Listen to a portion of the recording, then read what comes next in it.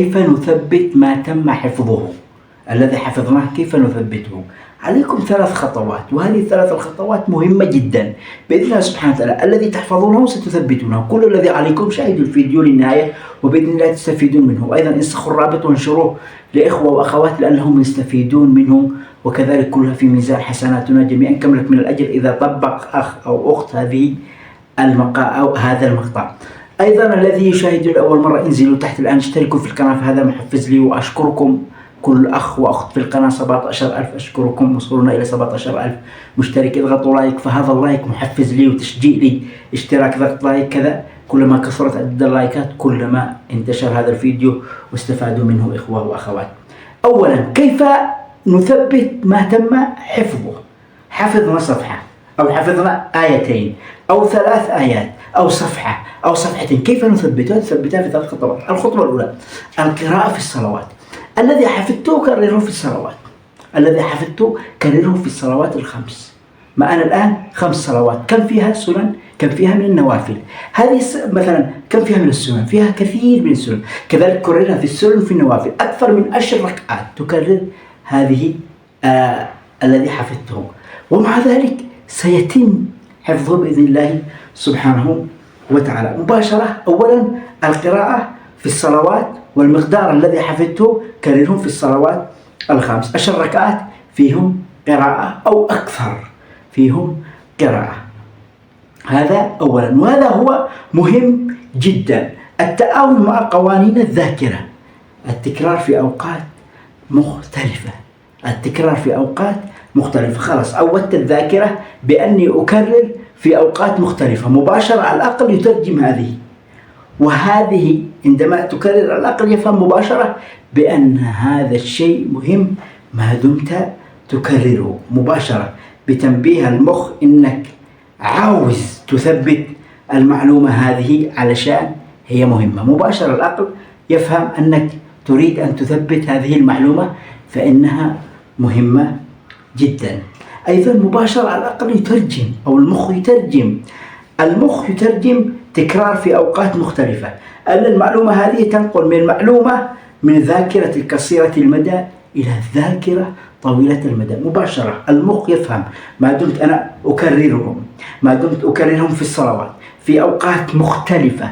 مباشرة العقل يفهم ويترجم هذه من ذاكرة قليل المدى أو قصيرة المدى إلى الذاكرة طويلة المدى.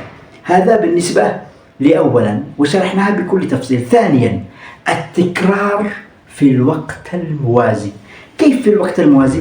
الوقت اللي مش بنعمل فيه أي شيء، وقت فارغ، وقت نغتنمه، مثلا في المواصلات، مثلا في المشاوير، مثلا في الطرق والشوارع، مثلا في المدرسة، مثلا في المطبخ إذا كانت أخت تنظف البيت، إذا كانت أخت تنظف البيت، إذا كانت في المطبخ تغسل الملابس، تعمل أي شيء في البيت. هذه بالنسبة للأخوات.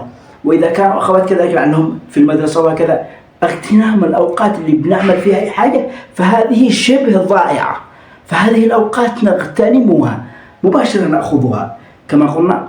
مثلا وأنت في المواصلات بتكرر، مثلا وأنت في المشاوير بتكرر، مثلا وأنت في الشروق والطوارق والطرقات بتكرر، مثلا وأنت ذاهب إلى المدرسة بتكرر. هذه مباشرة ستدخل العقل. هذا هو التكرار في الأوقات المتوازية أو في التكرار في الوقت الموازي. إن شاء الله بإذن الله المعلومة اتضحت معكم بكل سهولة. كررها في كل وقت وحين، أي وقت شبه ضائع مباشرة أغتنم هذا الوقت ولا أدعه في القيل والقال وكلام فاضي. هذا أغتنم هذا الوقت لأني أريد أن أثبت قرآني ويكون حفظي قوي.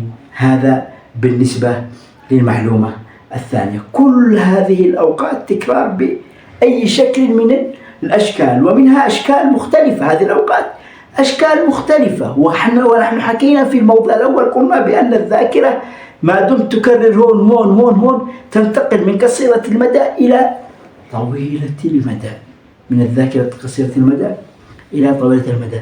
والخطوة الثالثة القراءة والتسميع والمراجعة في أنسب الأوقات. القراءة والتسمية والمراجعة في أنسب الأوقات.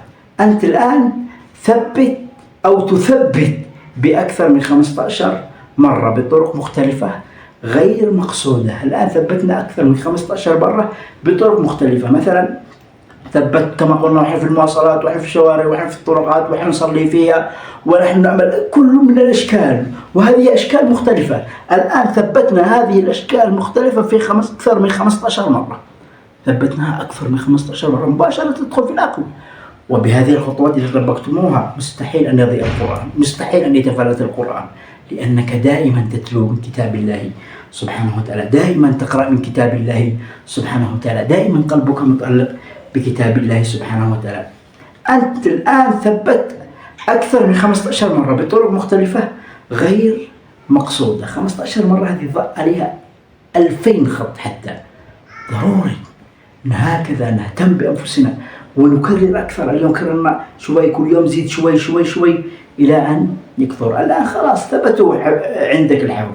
نعم ثبتوا فعلا، ثبت الآن عندك الحفظ. اللي أنت حفظته بالأمس مع اليوم قرره وقرره في وقت مناسب وأنت قاعد في البيت هادئ كذلك.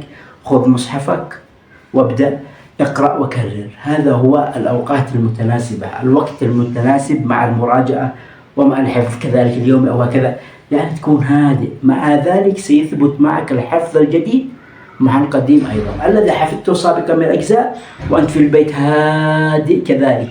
كن هدوء كذا، تأخذ مصحفك وتبدأ تكرر من الأجزاء التي تم حفظها أو سبق حفظها، ومن الأجزاء التي حفظتها يعني في هذا الأسبوع أو في هذا الشهر، ومن حفظك اليوم الذي حفظته في هذا الأسبوع. هذا الأسبوع ما دمت تكرره دائما، وكما قلنا سينتقل من قصيرة المدى إلى متوسطة المدى إلى بعد أو طويلة المدى بفضل الله سبحانه وتعالى، مع تكرارك مع اهتمامك، لأنك مهتم بأن تختم كتاب الله، لأنك مهتم بأن تحفظ كتاب الله، لأنك مهتم بأن تراجع كتاب الله، لأنك مهتم ليل نهار صباح مساء تراجع من كتاب الله سبحانه وتعالى.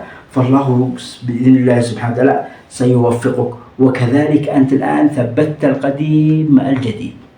الآن ثبتنا القديم أو ثبتنا الجديد مع القديم، ثبتنا كل أجزائنا بأريحية وبكل سهولة.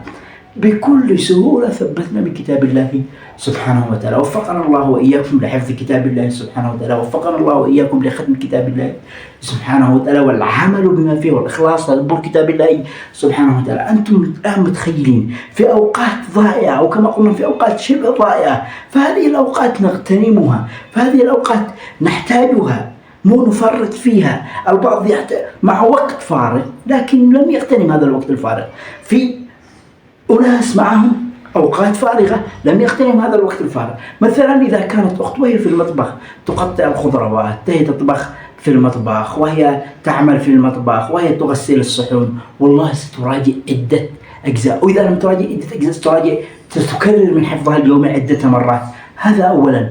وثانيا أيضا إذا كانوا إخوة مثلا في الطرقات، في الشوارع، مثلا في المواصلات، في المشاوير، في المدرسة، وهو ذاهب إلى المسجد وهو راجع من المسجد، والله يا إخوة يا أخوات سيراجع كمية كبيرة من الأجزاء. وهذه أوقات ضائعة، هذه أوقات لم نغتنمها.